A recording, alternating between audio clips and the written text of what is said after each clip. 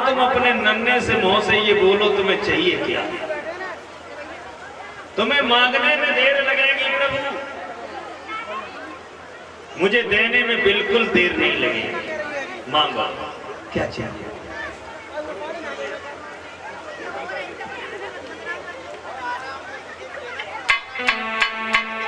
भोजन मांगो और कपड़ा मांगो, जो मांगोगे सब हाजिर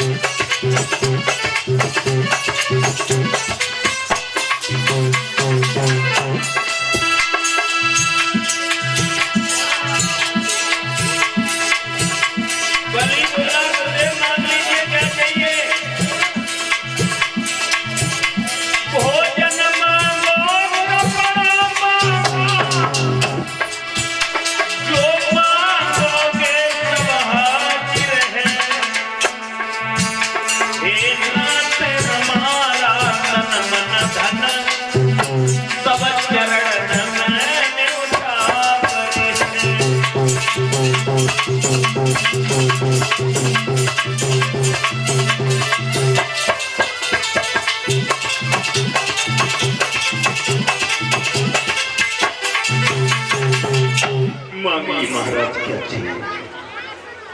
भोजन मांगो कपड़ा मांगो, जो मांगोगे सब हाजिर है।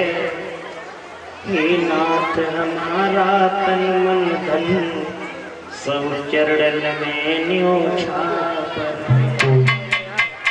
मांगी क्या चाहिए। वामन भगवान बलि की बात सुनते तो है मगर कुछ बोलती नहीं है, मौन खड़े। बहुत बातें कर रही हो, इससे बढ़िया तो तुम्हें पीछे बैठ जाना चाहिए। अब तुम्हारी सुने हम अपनी सुना। कलश वाली कन्या नहीं बन रही, क्यों बात कर रही है? कथा सुन रही, बातें कर रही है।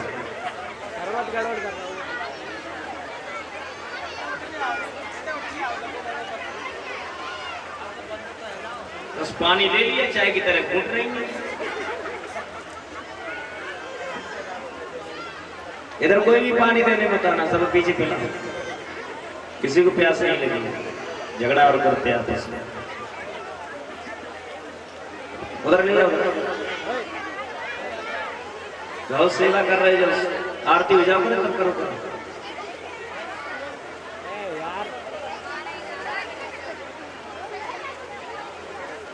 बोलिए कन्हैया लाल की।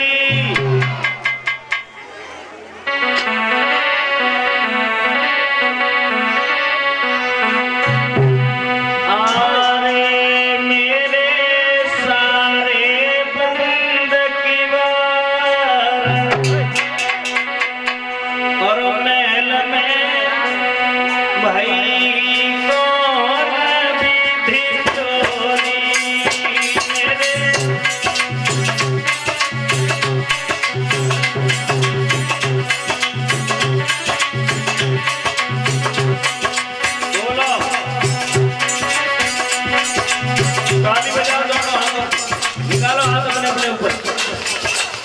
कई तालियां बजाएंगे जिन्हें कोई बात का गम नहीं होगा।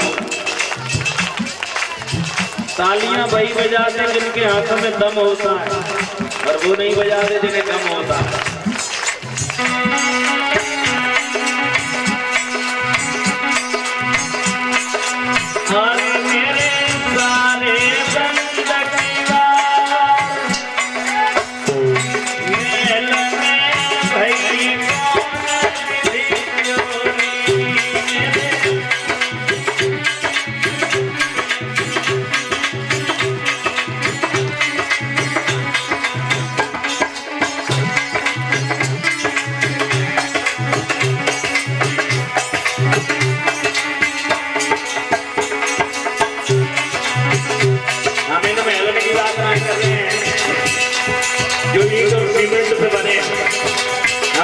कईयों की महल की बात कर रहे हैं।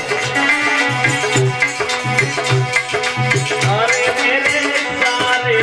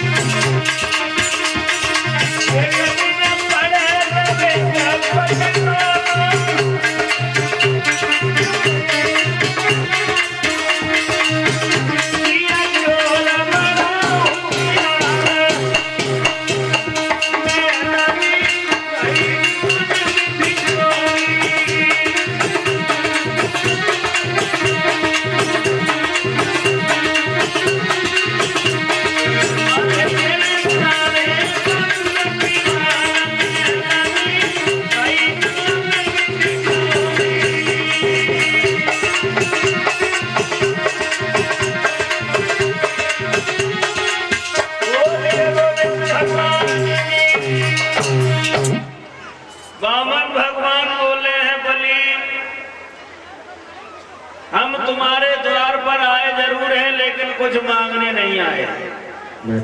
मतलब ये हम साधु हैं और साधु भूखो भाव को तेरे धन को भूखो नाय, जो धन को भूखो फिरे वो साधु है नाय। साधु भाव का भूखा होता है, धन का नहीं। हमें कुछ नहीं चाहिए। बलि बोला गुरुदेव हमारे यहाँ अगर कुछ न लिए चले गए तो हमारा बड़ा अपजस होगा। लोग कहेंगे इतना बढ़िया महात्मा आया और तुमने उसे कुछ भी नहीं दिया, मेरी बदनामी हो जाएगी। बावन भगवान बोले और हम लेकर करें तो करें क्या, अकेले हैं। अकेले में हमें किसी चीज की जरूरत ही नहीं है। चाह गई चिंता नसी मनुआ बेपरवाह, और जिन्हें कुछ नहीं चाहिए वो ही साहनशाह। क्यों जी, काय की जरूरत है? भूख लगती है भिक्षा मांग लेता हूं, प्यास लगती है पानी पी लेता हूं, धूप लगती है छतरी तान लेता हूं, भजन करने के लिए आसन पहले से मिला है, अब हमें क्या जरूरत है? अगर मैं आज आपसे 1 रुपया मांगूंगा, कल 2 रुपए की इच्छा होगी, फिर 3 की, फिर 10 की, और ये इच्छा बढ़ती चली जाएगी। इसलिए महाराज मैंने तो अपनी इच्छाओं को दमन कर दिया है, किसी के पास जाकर 1 रुपया भी नहीं लेता। और जो जब बात कही तो बलि को और ज्यादा श्रद्धा हो गई, ऐसा महात्मा पहले कभी नहीं आया। हम देने को बोलते वो मना कर रहा है। बलि ने पैर पकड़ लिए और कहा गुरुदेव कुछ न कुछ तो लेना पड़ेगा। हाँ। बलि बार बार वही बात कह रहे, कुछ न कुछ लेना पड़ेगा। अरे क्या करना मुझे, अकेला हूं। बलि बोला गुरुदेव बुरा न मानो तो एक बात कहें, ले आओ। बलि बोला अकेले हो तो मैं आपकी शादी करवा दूं एक ब्राह्मण की लड़की से।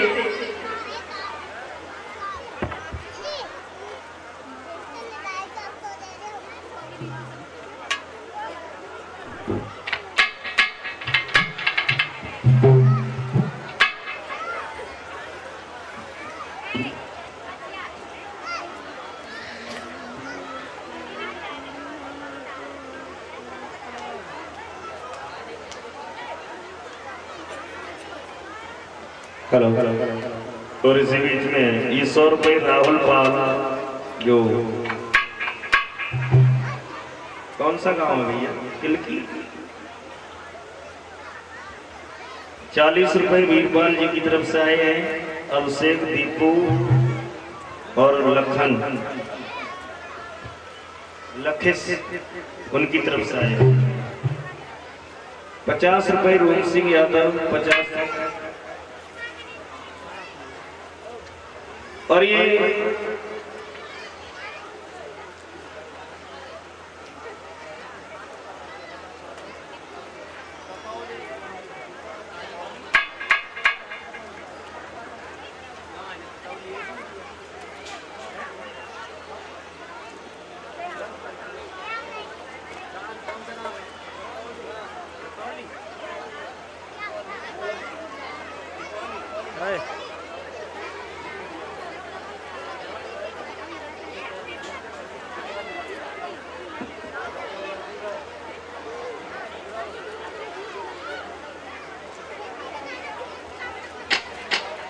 जवाब दिया गुरुदेव अगर हम आपकी शादी करवा दें तो कैसा रहेगा?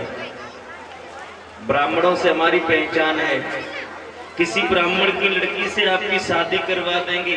बामन भगवान बोले बलि आप तो बहुत अच्छे हो, शादी? हाँ, अरे शादी करवा दोगे लेकिन फिर जो झंझट बढ़ेगी उसका क्या करोगे? पत्नी होगी फिर उसको खिलाने की व्यवस्था, उसको पहनाने की व्यवस्था, उसको रहन सहन, ये सब व्यवस्था कौन करेगा? बलि बोला आप तो शादी के लिए हाँ कर दो, बस सुनो बढ़िया सा महल बनवा देंगे, तुम्हारी पत्नी की खाने पीने की भी व्यवस्था कर देंगे। वामन भगवान बोले बलि आप तो बहुत अच्छे आदमी हैं, शादी करवा दोगे, खाने पीने की व्यवस्था करवा दोगे, लेकिन एक व्यवस्था नहीं होगी। बोले कौन सी? बोले जब शादी होगी तो बच्चे भी होंगे, तो बच्चे 2-4 होंगे। हाँ जी बिल्कुल, शादी होगी तो बच्चे तो होंगे, फिर बच्चे की खाने की व्यवस्था, उनको पढ़ाने की व्यवस्था कौन करेगा? बलि बोला मुझ में छोड़ दो, मेरे बाबा के नाम पर अभी स्कूल खुला हुआ है, हेड़ा कश्यप महाविद्यालय, उसी में निःशुल्क पढ़ाई करवाना, खाने की भी व्यवस्था मैं कर दूंगा, भंडारे में रोज भोजन पाए, आप तो बस हाँ कर दो। वामन भगवान बोले बलि आप तो बहुत बढ़िया आदमी हैं, बड़े अच्छे हैं, शादी कर दोगे, बच्चों को खाने पीने की व्यवस्था कर दोगे, लेकिन एक व्यवस्था नहीं कर पाओगे। ध्यान से सुनना, भगवान कहते तुम एक व्यवस्था नहीं कर पाओगे। बोले कौन सी? बोले जब 10-5 बच्चे होंगे और 10-5 बच्चों में जब एक आध मर जाता है और मरने के बाद जो रोना पड़ता है उसकी व्यवस्था क्या करवाओगे? बलि बोला गुरुजी जब बच्चा आपका मरेगा तो रोना तो आपको ही पड़ेगा, अब हम किराए पर रोने वाले तो नहीं बुला सकते। वामन भगवान कहते हैं जिसके कारण मुझे रोना पड़े ऐसा अपन कार्य ही क्यों करे, हम तो अकेले ही ठीक है। अब तो बलि ने फिर पैर पकड़ लिए, गुरुजी सारी बनी बनाई बात आपने फेल कर दी। आज अगर कुछ लेकर ना गए तो लोग क्या कहेंगे, ऐसा तपस्वी संत आया और उसे तुमने कुछ भी नहीं दिया। अब इधर बलि में और वामन भगवान में मंत्रगणा चल रही है।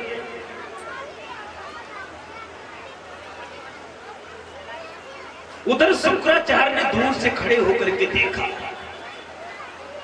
शुक्राचार्य बोले मुझे कुछ गड़बड़ लग रहा है, ये बलि बार बार देने को बोलता है और ये महात्मा लेने से इनकार कर रहा है, मुझे कुछ गड़बड़ लग रहा है।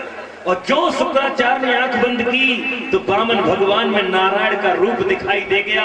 एकदम से शुक्राचार्य दौड़े, बलि का हाथ पकड़ा, दूर ले गए। राजन, न ये वामन है न ये 53, ये तो साक्षात नारायण भगवान है और मुझे बिल्कुल दर्पण में दिखाई दे गया। आज अगर तुमने इसे कुछ देने के लिए कह दिया तो समझ लो ये सब कुछ लूट के ले जाएगा, मैं जानता हूं इसे। और बोले हरि राजा बोले मत करो दान जमीन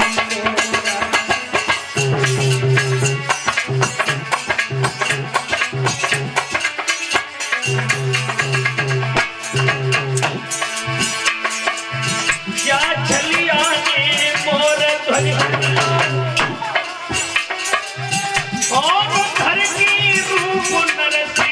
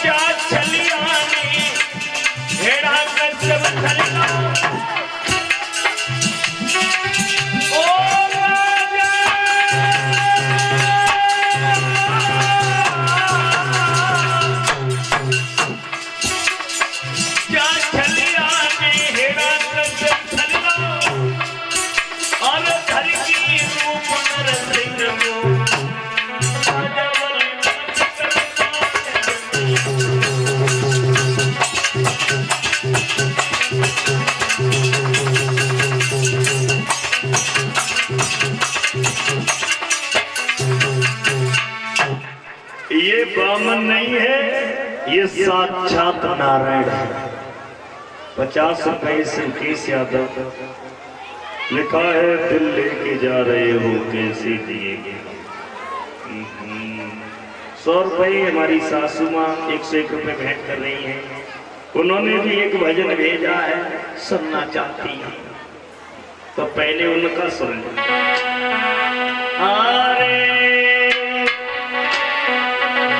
ये भजन उस समय का है, देखो पति पत्नी में बड़ा प्रेम होता है, सबके पति पत्नी में होता है। और आपने नाम सुना होगा तुलसीदास जी महाराज का, उन्हें कछो अपनी पत्नी से ज्यादा ही है। तो खाए तो संग कहूं, जाए तो संग, लेटे तो संग, बोले तो संग, रोवे तो संग। एक दिन तुलसीदास जी महाराज गैया चुमान चले गए वन में और तोले उनको सारो आओ, उनकी पत्नी को ले आए। पत्नी बिना बताए कहूं जाती ना थी, सो जान से पहले एक चिट लिख ली हो जा कही देखो घबराई हो ना, हम अपने पियर जा रहे हैं, दरवाजे पे चिपकाए गए। अब जैसे ही तुलसीदास जी महाराज गैया चुमाए के आए और जो बंदे दरवाजे पे चिट लिखी देखी, कहने गई ओहो तुम्हारे बगैर हमें तो रोटी बच्ची ना लगे, छोड़ी नहीं चली गई, चलो हम भी आ रहे हैं। तो ये उसी जगह का भजन है जो तुलसीदास जी अपनी पत्नी से मिलने के लिए चले।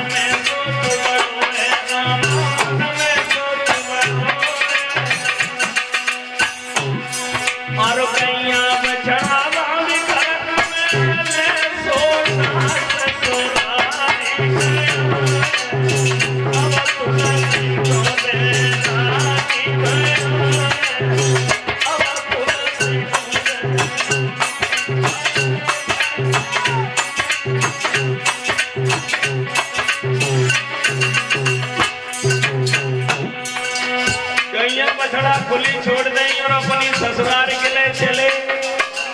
चलते चलते नदी पे पहुंचे और सोले रात के 12 बजे। अब नदी पे ठाड़े सोचे थे भगवान पल्ली पार कैसे जाए। तोले का देखो कि सामने से मुर्दा भाग हो जाए।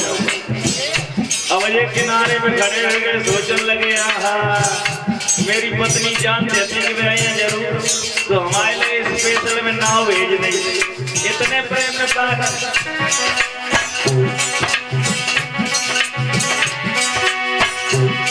अरे रास्ता में एक नदी पड़ी बन राजा तो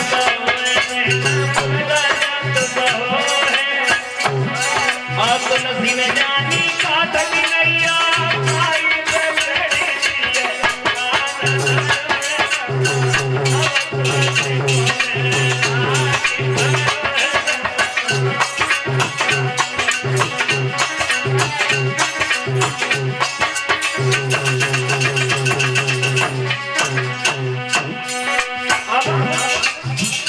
जैसे ही मुर्दा पे चढ़ी के पार भाई ससुराल में पहुंची गई। अब देख रहे हैं रात के 12-1 बज रहे सबने अपने अपने गेट बंद कर ले। अब सोचने लगे महल में कैसे घुसे तो 4 अलग महल में घूमने लगे। और जैसे ही पीछे महल के पहुंचे तो काफी वो सांप लटके रहो। अब जिनने जो सांप देखो सोचने लगे हाय भगवान हमारी पत्नी जान देती भी आई है जरूर तो हमारे चढ़वे के लिए मैंने रस्सी लटकाए थे। प्रेम में सांप भी रस्सी दिखाई देगा। अरे घूमे द्वार भैया हर महल के